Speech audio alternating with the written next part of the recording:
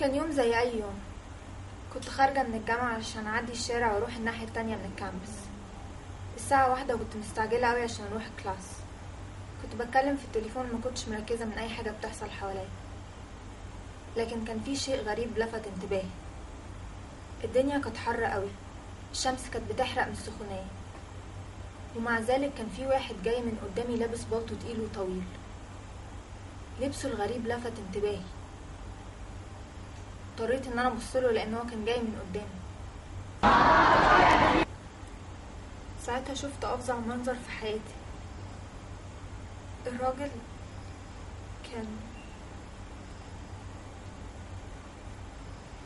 كان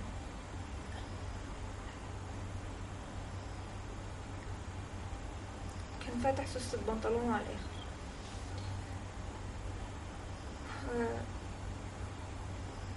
و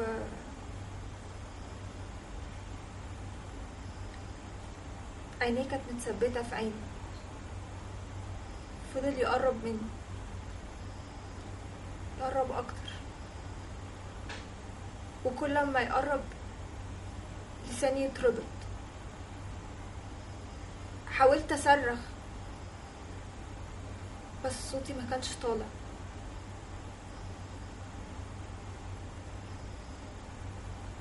ما اعرفش ايه اللي حصل. قلت لنفسي اكيد في حد هيشوفه في الشارع، اكيد حد هيشوفه ويجي يلحق، لكن محدش جه، محدش لحق.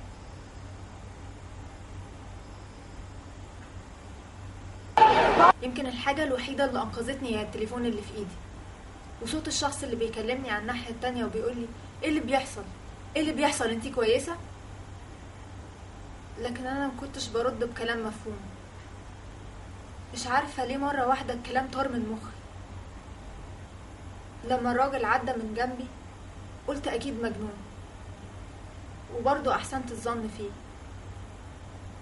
لكن لما جيت ابص ورايا لقيته برضه ماشي ورايا، ففضلت ماشية.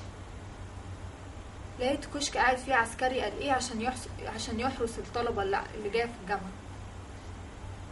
رحت له، لقيته ابتدوا يعكسوا.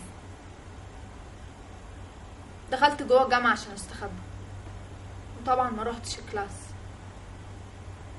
فكرة ان انا اخرج من الجامعة واعدي الشارع كانت مستحيلة بالنسبة لي. انا قعدت اول كام يوم كل ما اغمض عينيا اشوف المنظر المقزز ده قدامي، لكن دلوقتي الموقف عدى والخوف راح. ما فضلش فيا غير حاجة واحدة، هي غضب من نفسي ان انا ما قدرتش اصرخ، ما قدرتش ادافع عن نفسي. لكن الغضب الاكبر غضب من الشارع، من الناس، من ان اي حد يقدر يشوف الكلام ده وما يقدرش يعمل اي حاجة. كل واحد ماشي في حاله، كافي خيره وشره. كل واحد بيقول في نفسه وانا مالي.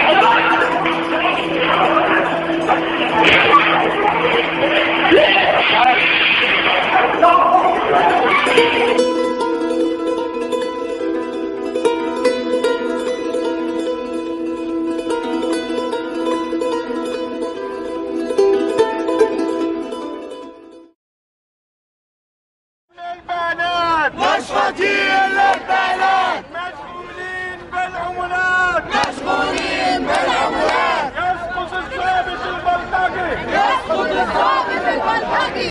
مجموعة من الشباب في وسط البلد في مكان ما كانش بيوفر الأمان للمواطنين، فلما حصلت حالة الهستيريا دي ما كانش في حد ممكن يوقفها. يا بلدنا بقولها قوية، يا بلدنا بقولها قوية، والنظام ده خيبته قوية، النظام ده خيبته قوية.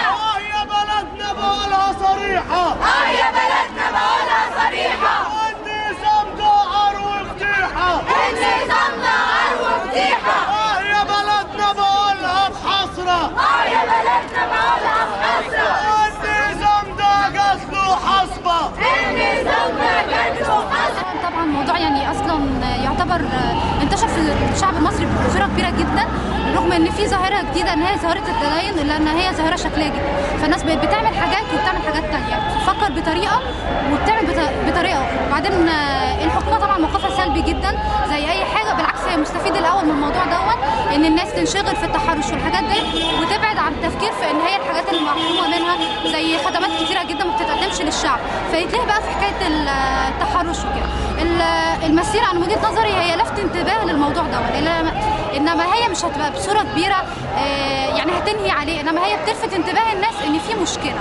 انما طريقه حلها بقى دوت محتاج حاجه كبيره جدا، توعيه الناس بخطر التحرش دوت، وان ازاي ان الانسان يبقى امن، وان الست تمشي براحتها في الشارع ما يبقاش فيه مشاكل بالنسبه لها. حكومة مفتوحة، يا حكومة في مرنة وسموحة، يا حكومة، يا حكومة مفتوحة، يا حكومة في مرنة وسموحة، يا حكومة نفس المكان، يا حكومة ضربوا البنات، يا حكومة قصة ومرسومة، يا حكومة والدار على مين، يا حكومة اصحوا يا نايمين، يا حكومة.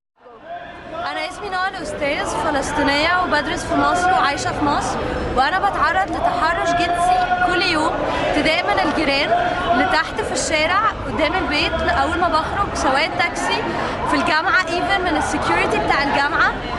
كل يوم بيحصل لنا تحرش، وكل يوم إيفن من الضباط اللي قدام الجامعة بيحصل لنا تحرش منهم. واللي حصل ده اقل حاجه ممكن تحصل ان احنا نعمل اعتصام ولا مظاهره حتى ضد التحرش. احنا المفروض نعمل حركه كامله تدعم ده وتنهي التحرش على تنهيه خالص. واحنا المفروض نبتدي نتحرك كلنا اعلاميا ويعني نعمل افلام، نعمل ارت، نعمل حركه كامله، نعمل مظاهرات كل يوم، نبتدي نتكلم عن دول، لان دي مش اول مره. حصلت قبل كده في كونسرت لمحمد منير ان اكتر من 20 بنت حصل لها حالات اغتصاب ومحدش اتكلم عنها اصلا، ولسه سامعه عن الموضوع ده من 4-5 ايام وقعدت مع بنت منهم. فده ظلم، يعني البنت في مصر بتتهان، يعني البنت في مصر كل يوم بقت بتتهان، وما بقاش عندنا اي حق ان احنا نعمل اي حاجه. ونفتح الراديو ولا التلفزيون يقولوا لك المراه واخده حقها وحريتها يعني دي اقل حاجه. وانا انا ماليش في النهايه صوت، بس يعني بصوتي انا كشخصي انا بقول لكل الناس المفروض ان هي تتحرك، لان ما حدش بيرضى بالظلم في النهايه، وده قمع يعني، وده ضد الديمقراطيه وضد الحريه وضد حقوق الانسان وضد كل حاجه. الحماية للرقاصات، الحماية للرقاصات، وهتك العرض للبنات، وهتك العرض للبنات، دول بيحموا الرقاصات، دول بيحموا الرقاصات، دول بيحموا الرقاصات، دول بيحموا الرقاصات، وهتكوا عرض البنات، وهتكوا عرض البنات، شرف البنت لما هان، شرف البنت لما هان، مصر بتطلب الأمان، مصر بتطلب الأمان، مصر بتطلب الأمان، مصر بتطلب الأمان، مصر ما فيها. منى ديب من حركة كفاية، واحنا للأسف الشديد مش أول مرة نقع في الوقفة دي، وقفنا كتير، ولأن العدد قليل مفيش، أنا مش شايفة أي تأخير. لو الشعب المصري كله فاق، لو البنات اللي زيكم وأنتوا قلتوا لأصدقائكم، ويعني دي الظاهرة الجديدة إن احنا بنشوفكم دلوقتي معانا في المظاهرات، وده جميل جدا. انتوا ايه؟ ما عندكمش دم؟ ما عندكمش مشاعر؟ مش خايفين على اولادكم؟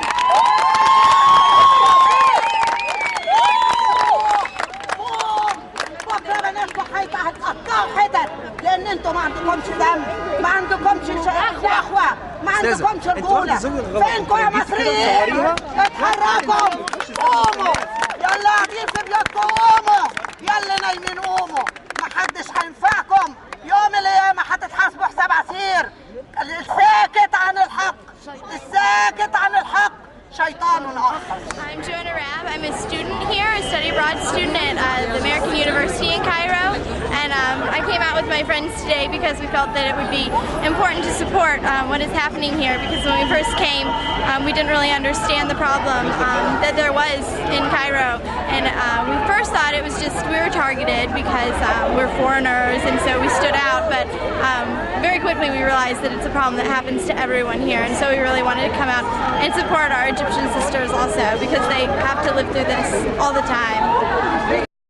في مظاهرة عشان حكاية التحرش الجنسي دي ما حدش بيتكلم عليها خالص، وتقريبا اكنها في حاجة خفية وناس اتعودت عليها، بقت جزء من الثقافة بتاعتنا، حتى الناس ما بتعتبرش ان المعاكسة دي حاجة وحشة أصلا. الناس بتقول لك لما حد يقول ليه بنات بتتعاكس يقول لك دول بيلبسوا وحش مثلا وكلام من ده، حتى الستات بيقولوا كده والستات الكبار بالذات مش فاهمين، يعني فاهمة الرجالة طغوا برأيهم على بقية الناس، بقت ثقافة رجالي يعني. ثقافة المعاكسة بقت حاجة طبيعية جدا، لازم الناس تبدأ تتكلم عليها عشان الموضوع يتغير. What happened in Eid, I see it mostly as an indication of how poorly the Egyptian security forces react and how low a priority the safety of their citizens is, especially women. And I think if you look at today's protest and you see rank upon rank of armed and armoured riot police, it shows you just what the difference is between the reaction to protect citizens and the reactions to protect the government against unrest. And I think that's the saddest part, because I think it's clear that the security forces in this country exist to protect the government and not the people. To begin with, there is no such thing as sexual harassment, quote unquote, sexual harassment under Egyptian law. The term sexual harassment or taharrush jinsi does not exist in Egyptian law. What we have instead is a number of articles in the Egyptian criminal code that regulate a variety of sexual crimes or gara'im jinsiyya, with a range from the most extreme case, which would be rape, up to lesser forms of sexual crimes.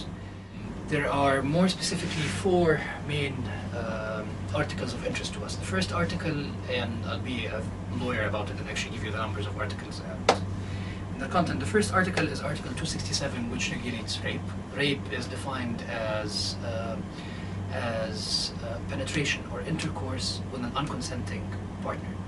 It's felony, and the penalty can rise up to capital punishment.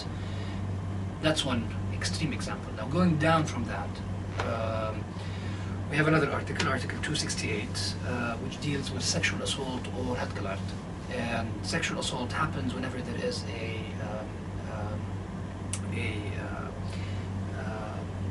physical act of touching the body of the plaintiff short of penetration, which means words on their own do not constitute hadq al-ard or sexual assault. Sexual assault is a felony also, and the punishment or the penalty for it ranges between 3 up to a maximum of 7 years in prison. Third article is 269 of the Egyptian Criminal Code, which criminalizes acts of public immorality or tahrid al-fisq بإشارات أو أقوال. Now this is different from hadq al-ard in that it does not require an act of physically touching the body of the plaintiff, and it is not regarded, or it's not qualified as a felony. Instead, it's a misdemeanor or a gunha, and the penalty for it is up to a maximum of 1 month in prison. Last example would be Article 278, which criminalizes acts of public indecency or فعل فاضح في مكان عام. And the penalty there ranges between 1 year in prison or a fine of up to £300.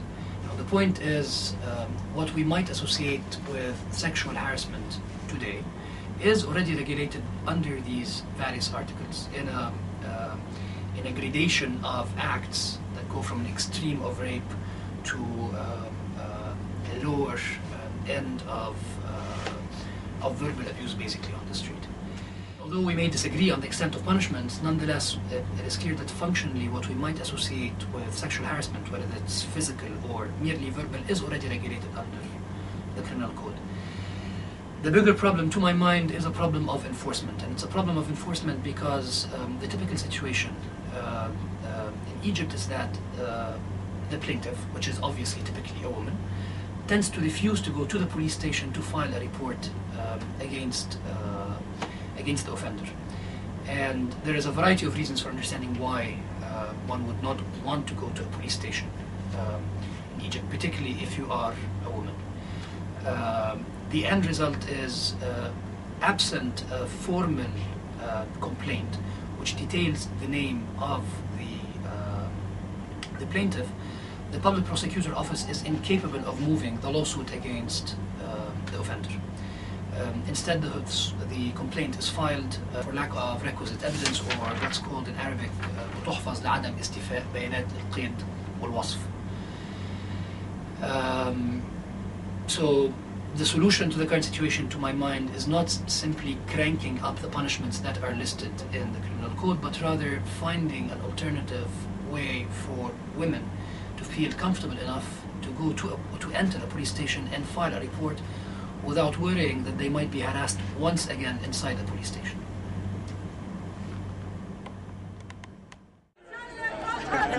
مش هنسلم مش هنطاطي، احنا كبرنا الصوت الواطي، احنا كبرنا الصوت الواطي، مش هنسلم مش هنخاف، مش هنسلم مش هنخاف، مش هنخاف مش هنطاطي، مش هنخاف مش هنسلم، راح نتظاهر راح نتكلم، راح نتظاهر راح نتكلم، مش هنسلم مش هنبيع، مش هنسلم مش هنبيع، شرف البنت مش للبنت.